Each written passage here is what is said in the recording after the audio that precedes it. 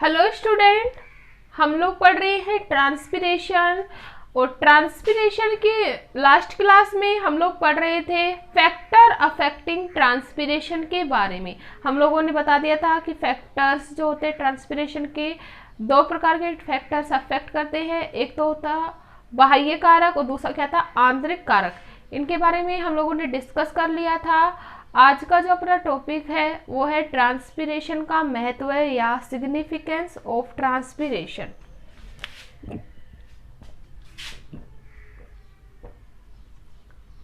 Significance of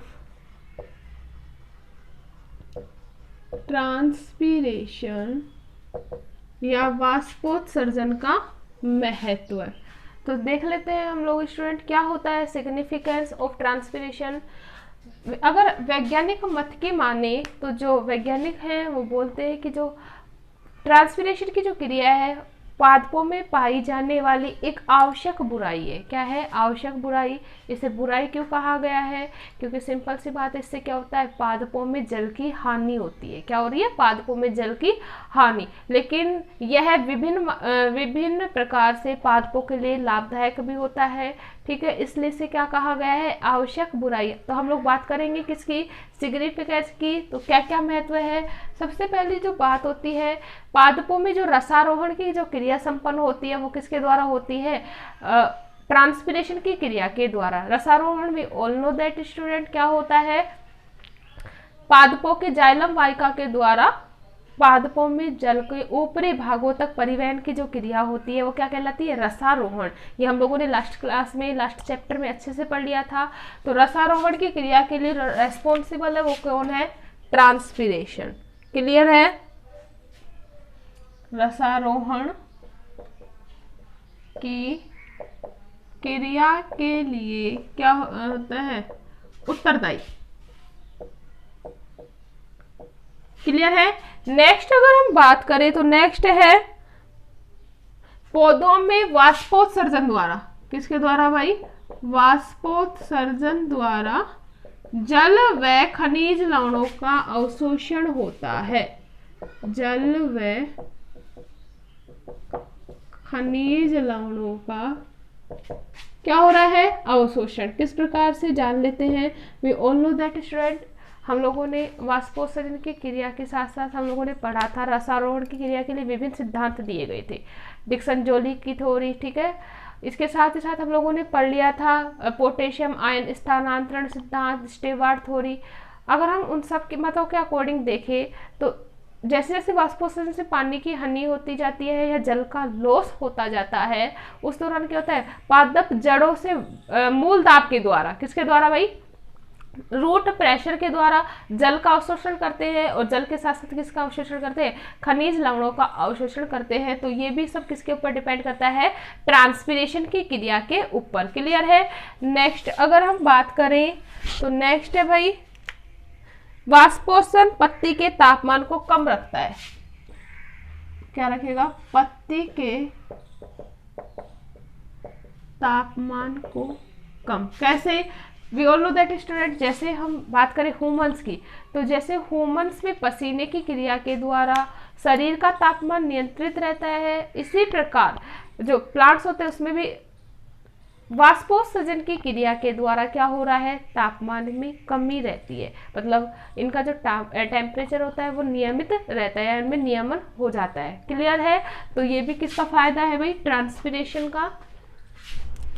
इसके साथ साथ वाष्पोत्सर्जन द्वारा फलों में शर्करा वृद्धि होती है। वाष्पोत्सर्जन द्वारा फलों में किसकी वृद्धि होती है, शर्करा की। क्लियर है? तो ये क्या था, सिग्निफिकेंस ऑफ ट्रांसपिरेशन। नेक्स्ट अब हम बात करेंगे टॉपिक अपना नेक्स्ट नया, गट्टेशन या बिंदु स्राव। गट्टेशन या बिंदु स्राव। गट्टेशन या हिंदी में बोलते हैं भाई बिंदु स्राव। सबसे पहले हम लोग जान लेते हैं क्या होता है बिंदु स्राव। बिंदु का मतलब बिंदु के रूप में, श्राव का मतलब श्रावित होना। तो देखो क्या होगी डेफिनेशन की अगर हम बात करें तो डेफिनेशन जो होगी वो इस प्रकार से होगी, पादपों में मूल दाब के कारण, किसके कारण, मूल दाब के कारण पादपों जल के अवशोषित हो जाने के बाद पत्तियों के किनारों पर, कहां पर भाई, ये क्या है, पत्ती है, इसके किनारों पर छोटी छोटी बूंद के रूप में पानी का एकत्रित होना ही क्या कहलाता है, गट्टेशन। बिंदु के रूप में क्या होना, पानी का जमा हो जाने की क्रिया क्या कहला रही है, गट्टेशन। क्लियर है। तो वापस से देखना डेफिनेशन, पादपों में मूल दाब के कारण पत्तियों के किनारे व शीर्ष पर जल की बूंदों का श्रावित होना या जल का बूंदों के रूप में श्रावित होना क्या कहला रहा है, बिंदु स्राव कहला रहा है। मोस्टली हम लोग देखते हैं कि यह जो क्रिया होती है वो होती है सुबह के समय। कैसी क्रिया है, यह ट्रांसपिरेशन से रिलेटेड क्रिया नहीं होती। सबसे इंपॉर्टेंट बात स्टूडेंट यहाँ पे ये आती है कि यह जो क्रिया होती है वो वाष्पोत्सर्जन के समान क्रिया नहीं होती। यह क्रिया रात्रि के समय होती है, या हम लोग बोल सकते हैं प्रकाश की अनुपस्थिति में मुख्य रूप से पाई जाती है। एग्जाम्पल की अगर हम बात करें, जैसे घास में हम लोग देख सकते हैं, घास में सुबह के समय किनारों के ऊपर छोटी छोटी बूंदें पानी की श्रावित होती रहती हैं। यह जो क्रिया होती है वो क्या कहलाती है, गट्टेशन। क्लियर है। गट्टेशन किस स्थिति में होता है, जब पादपों में पानी की मात्रा अधिक हो जाती है। क्या हो जाती है, पानी की मात्रा अधिक हो जाती है तो पत्तियों के किनारों के ऊपर छोटे छोटे छिद्र पाए जाते हैं। क्या पाए जाते हैं भाई, छोटे छोटे छिद्र पाए जाते हैं, जिन्हें कहा जाता है वाटर हाइड्रेट्स या जल छिद्र कहा जाता है। इनके किनारों व शीर्ष के ऊपर क्या पाए जाते हैं, छोटे छोटे छिद्र पाए जाते हैं, जो जिन्हें क्या कहा जाता है, जल रंध्र कहा जाता है। ठीक है। और इनके शीर्ष के ऊपर एक छिद्र पाया जाता है। किसके ऊपर, इनके शीर्ष के ऊपर एक छिद्र पाया जाता है, इसे कहा जाता है जल छिद्र। क्या कहा जाता है, जल छिद्र कहा जाता है। ये तो क्या कहलाएंगे, जल रंध्र। सिंपल सी बात है, रंध्र की तरह कार्य कर रहे हैं। जल का श्रवण करने का बूंद के रूप में मुख्य रूप से यह क्रिया होती है शिराओं के द्वारा। किसके द्वारा होती है, पत्तियों में क्या पाई जाती है, वेन्स पाई जाती है, तो उनके द्वारा होती है। इनके शीर्ष के ऊपर क्या पाया जा रहा है, जल छिद्र पाया जाता है, जिसके चारों ओर कोशिकाओं में कोई गति नहीं होती। इस जल छिद्र के चारों ओर की कोशिकाओं में कोई गति नहीं होती, इसलिए यह जो छिद्र होता है वो हमेशा क्या होता है, खुले रहते हैं। छिद्र क्या रहेंगे भाई, खुले रहते हैं। नेक्स्ट अगर हम बात करें, जल रंध्र अंदर की ओर मृदुतक कोशिकाओं का समूह पाया जाता है। कहाँ, जल रंध्र में अंदर की ओर क्या पाई जाती है, मृदुतक कोशिकाओं का समूह होता है। ठीक है।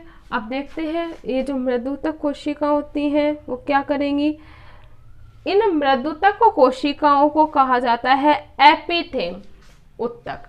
We all know that student, कोशिकाओं का समूह क्या होता है, उत्तक। तो कोशिकाओं का क्या पाया जा रहा है, समूह पाया जा रहा है, जो निर्माण करती है एपिथेम उत्तक का।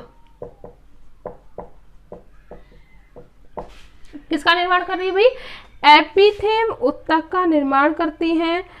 अब क्या होगा, जब जड़ द्वारा जल का अवशोषण अधिक हो, अब देखो कैसे हो रही है गट्टेशन की क्रिया, हम लोग वो देख रहे हैं। जब जड़ द्वारा जल का अवशोषण तो क्या कर लिया जाता है, अधिक हो जाता है, लेकिन वाष्पोत्सर्जन की दर क्या हो जाती है, कम।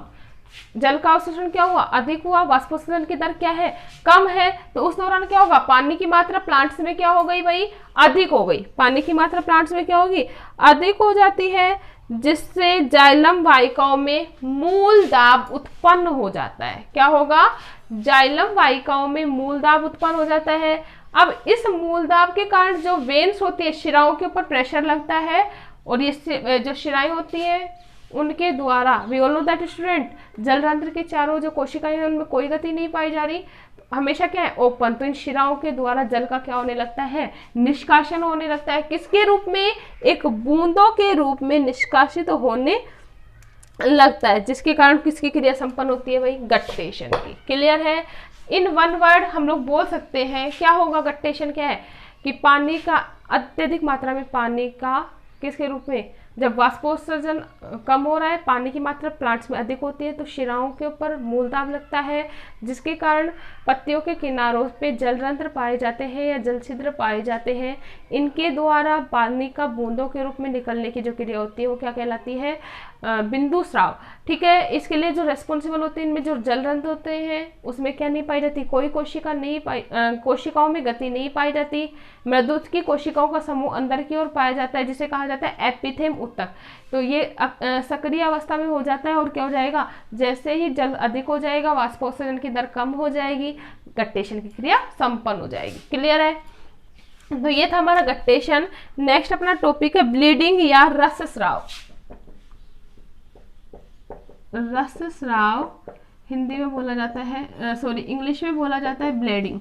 ब्लीडिंग क्या होता है, हम लोग देखते हैं कई बार स्टूडेंट कि जैसे कई बार पादप के कोई अंग में कट लग जाता है, चोट या घाव लग जाती है, तो उससे एक स्राव निकलने लगता है।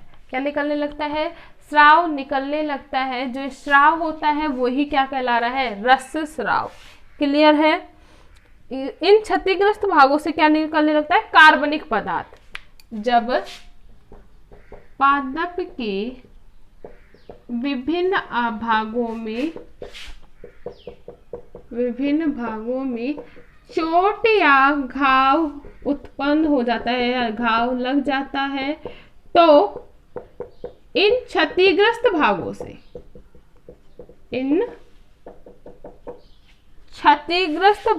से जल में घुले कार्बनिक पदार्थ,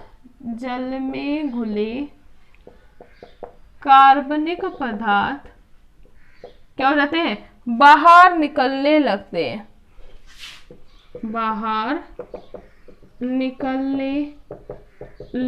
हैं, तो यह क्रिया ही क्या कहला रही है भाई, ब्लीडिंग कहला रही है या रसस्राव कहला रही है। क्लियर है। सिंपल सी बात है, एग्जाम्पल के द्वारा समझो। जैसे हम लोग बोलते हैं अफीम के पौधे में चीरा लगाकर उससे क्या प्राप्त किया जा रहा है, लेटेक्स प्राप्त किया जा रहा है। क्या प्राप्त किया जा रहा है, लेटेक्स प्राप्त किया जा रहा है। तो जो लेटेक्स प्राप्त होता है वो कौन सी क्रिया के द्वारा होता है भाई, रसस्राव क्रिया के द्वारा। क्लियर है। तो ये था अपना ब्लीडिंग।